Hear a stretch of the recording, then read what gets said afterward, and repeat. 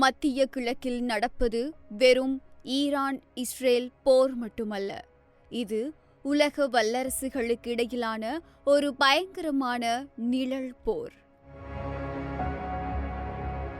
அமெரிக்காவும் இஸ்ரேலும் ஈரானை வான்வழியாக தாக்கி வரும் நிலையில் ரஷ்ய ஜனாதிபதி விளாடிமிர் புடின் ஈரானுக்கு ஆதரவாக ஒரு மாபெரும் தந்திரோபாய நகர்வை மேற்கொண்டுள்ளார். அமெரிக்க படைகளை திணறடிக்கும் புடினின் அந்த ரகசிய திட்டம் என்ன? பதிலடி கொடுக்க அமெரிக்கா நகர்த்தியுள்ள USS ட்ரிபோலி போர்க்கப்பலின் நோக்கம் என்ன? போர் இப்போது உலகப் போராக மாறுகிறதா? முழுமையான விவரங்களை பார்க்கலாம். சர்வதேச பாதுகாப்பு ஊடகமான டிஃபென்ஸ் 24 வெளியிட்டுள்ள தகவல்கள் உலகையே அதிர வைத்துள்ளது. ரஷ்யா தனது படைகளை நேரடியாக ஈரானுக்கு அனுப்பவில்லை என்றாலும் தனது அதிநவீன உளவுத்துறை மூலம் ஈரானுக்கு பக்கபலமாக நின்று வருகிறது. அமெரிக்காவின் போர்க்கப்பல்கள் எங்கே இருக்கின்றன? இஸ்ரேலின் வான் பாதுகாப்பு அமைப்புகளில் உள்ள ஓட்டைகள் என்ன என்பது போன்ற மிக துல்லியமான செயற்கைக்கோள் தரவுகளை ரஷ்யா ஈரானுக்கு வழங்கி வருகிறது. பென்டகன் வட்டாரங்கள் சொல்வது என்னவென்றால், ஈரான் நடத்தும் துல்லியமான பதிலடி தாக்குதல்களுக்கு பின்னால் இருப்பது ரஷ்யாவின் இந்த இன்டெலிஜென்ஸ் உதவிதான்.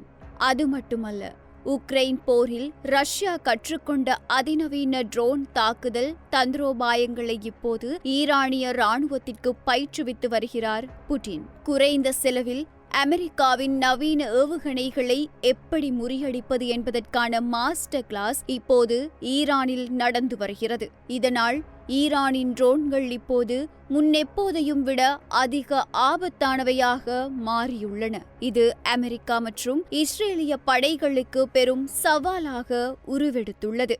ரஷ்யாவின் இந்த தந்திரங்களை முறியடிக்க ஜனாதிபதி டொனால்ட் ட்ரம்ப் ஒரு அதிரடி உத்தரவை பிறப்பித்துள்ளார். அமெரிக்காவின் பிரம்மாண்டமான USS ட்ரிபோலி எனும் ஈரூடக போர்க்கப்பல் இப்போது மத்திய கிழக்கை நோக்கி அவசரமாக நகர்த்தப்பட்டுள்ளது.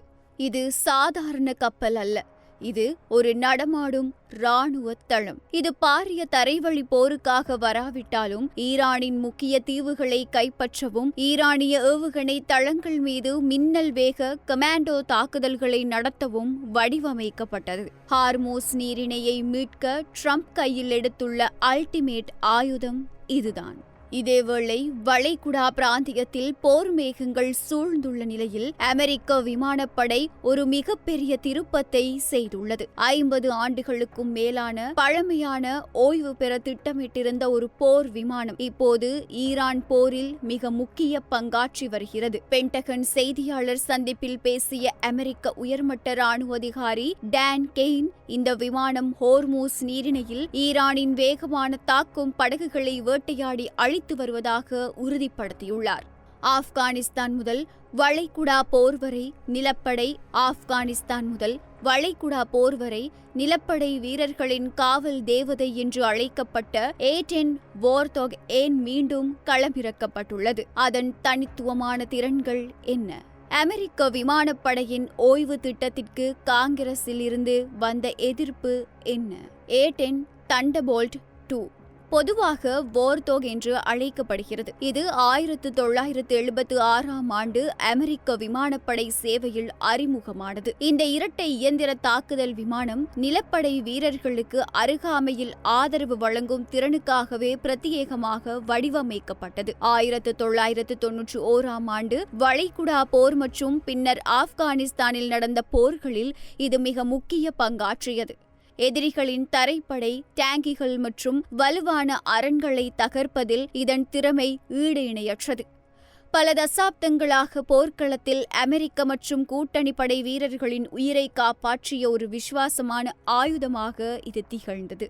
A-10 வார்தோக்கை போர்க்களத்தில் மிகவும் பிரபலமானதாக மாற்றியது அதன் 30 மில்லிமீட்டர் கேட்லிங் துப்பாக்கிதான். இதன் தனித்துவமான ஒலி அமெரிக்க படை வீரர்களுக்கு நம்பிக்கையையும் எதிரிகளுக்கு பயத்தையும் கொடுக்கும் ஒரு அடையாளமாக மாறியது. இந்த துப்பாக்கியால் நிமிடத்திற்கு ஆயிரக்கணக்கான குண்டுகளை சுட முடியும். இதற்கு மேலாக ஏவுகணைகள், வழிகாட்டும் மற்றும் வழிகாட்டாத குண்டுகள் உள்ளிட்ட பல்வேறு வகையான ஆயுதங்களை ஏந்தும் திறனும் இதற்குள்ளது. இதனால் ஒரு முழுமையான தாக்குதல் இயந்திரமாக இது போர்க்களத்தில் திகழ்கிறது. 2026ஆம் ஆண்டின் இந்த தொடக்கத்தில் அமெரிக்கா ஒரு பக்கம், ரஷ்யா ஈரான் கூட்டணி மறுபக்கம் என உலகம் 2 துருவங்களாக பிரிந்து நிற்கிறது. புட்டினின் உளவுத்துறை உதவி ட்ரம்பின் ஆபரேஷன் ரோரிங் லயன் திட்டத்தை தடுக்குமா, அல்லது USS ட்ரிபோலி ஈரானின் கடற்படையை நிர்மூலமாக்குமா? வல்லரசு நாடுகளின் இந்த மோதலில் உலக பொருளாதாரம் என்னவாகும் என்ற அச்சம் இப்போது எகிப்து முதல் சீனா வரை பரவியுள்ளது. புட்டினின் இந்த ராஜதந்திர நகர்வு எதனை வெளிப்படுத்தி நிற்கிறது?